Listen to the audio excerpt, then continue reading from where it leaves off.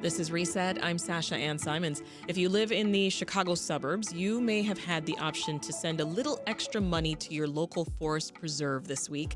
Voters in DuPage, Lake, McHenry, and Kane counties weighed in on measures which would either levy a tax or issue a bond dedicated to supporting these special green spaces in a variety of ways.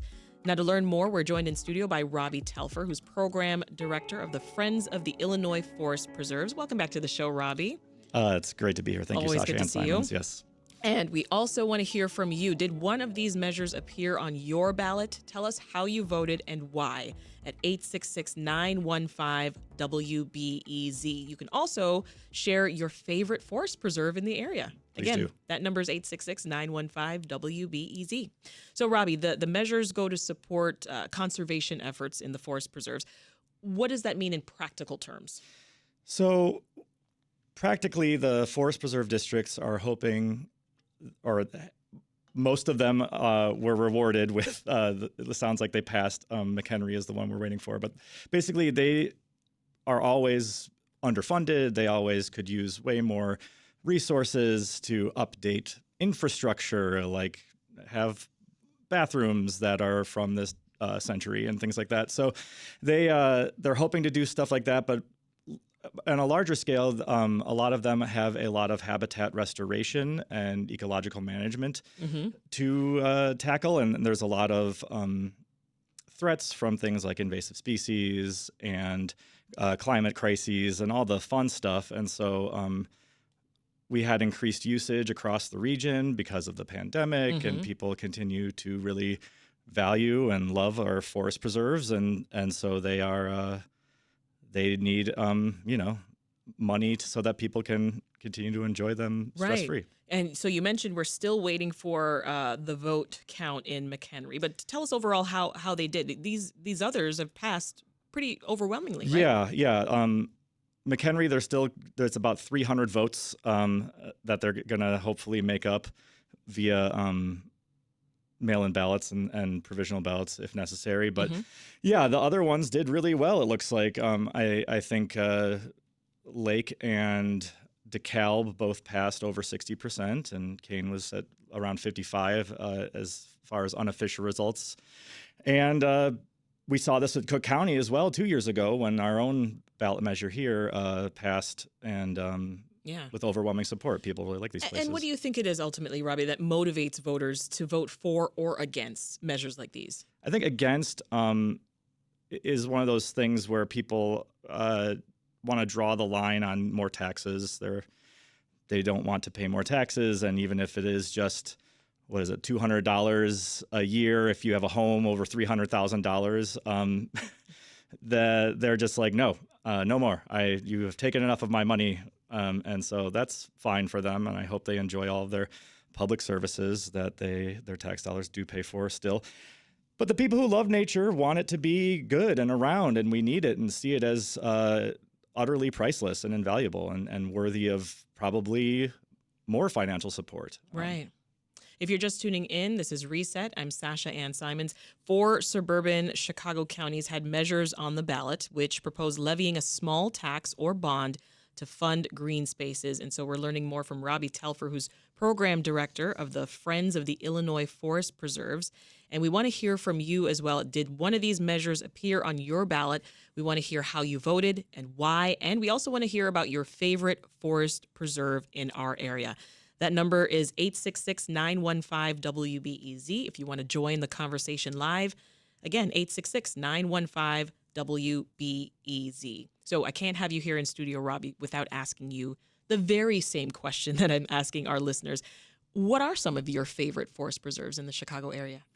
So working for Friends of Illinois Nature Preserves, I really do like our nature preserves. They are the highest level of protection you can offer a green space in the state of Illinois. And they are these gems and jewels of biodiversity that have just an insane amount of different plants and animals that you won't find anywhere else. And so in the region, some of the spaces that we're actually doing volunteer habitat restoration work this weekend I would love for folks to check out Volo Bog. It is a very amazing bog. It has carnivorous pitcher plants and an amazing walkway that goes into the center of the bog.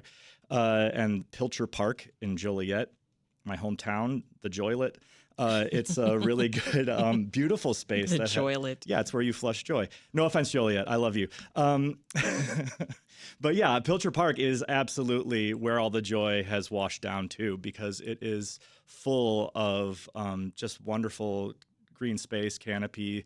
I was just there last weekend cutting down invasive trees and burning them up with volunteers who were all just super kind, and there's going to be another event this Sunday at Pilcher Park. Nice. Let's jump to the phone lines. We've got Cheryl on the line in Kane County. Hey, Cheryl.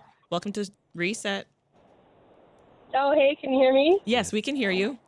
So tell us, Yeah, did you vote? I'm in Kane County.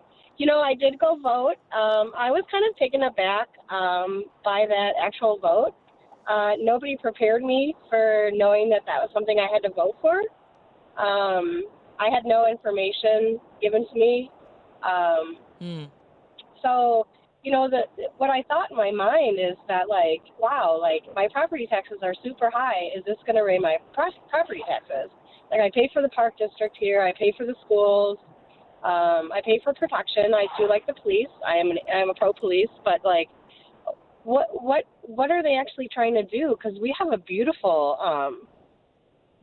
community here. Yeah. And so I guess I just didn't understand, like, what we were voting for. Right. So you didn't know that this referendum question was coming, and so I'm assuming you just made a game time decision.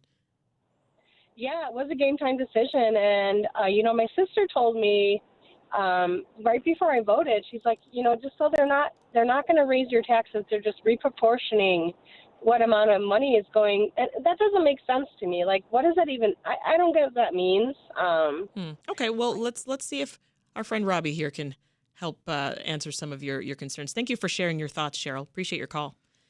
What do you think when you hear her say, I mean, Cheryl might represent a lot of people who were like, wait, I didn't know this was going to be on the ballot. Yeah, there was a concerted campaign from the different nature groups in the area to try and get the word out beforehand to make sure that this was not a surprise to everyone on their ballot. They also tried to make sure that the language on the ballot gave you enough information to make a informed decision, even if you were just hearing about it and it didn't come across your research when you're seeing what you're going to be voting for beforehand.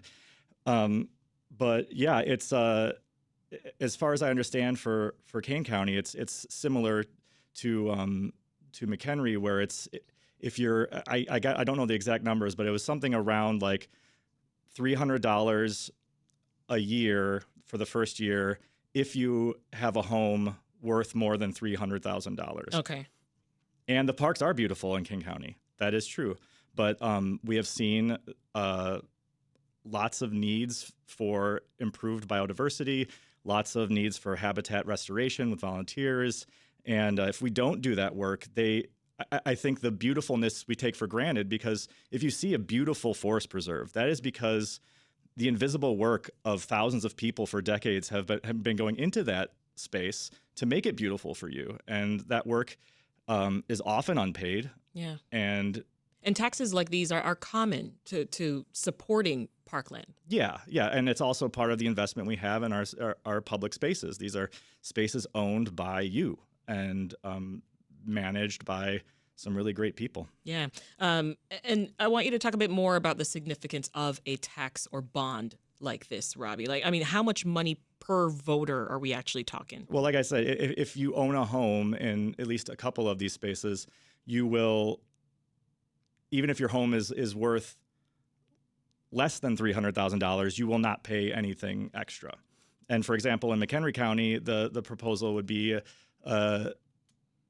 I think it's like prorated, so that the first year, if you have a home over $300,000, it's about, or if you have a home that is $300,000, it's about 200 something. Yeah. And then the next year it goes down to 100 something. And if it doesn't pass, then the increase will just be $88. Yeah. Well, on that note of some of our favorite forest preserve forest preserves in the area. I want to share some suggestions from the Reset team for great green spaces. So our executive producer, Dan Tucker, he suggests Donata Forest Preserve in Wheaton.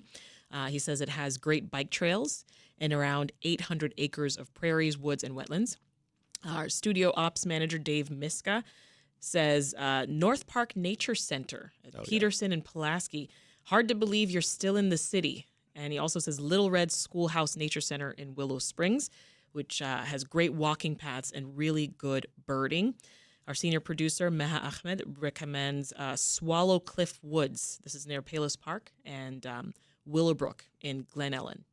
And our intern, Jules Yeager, loves LaBaugh Woods on the northwest side.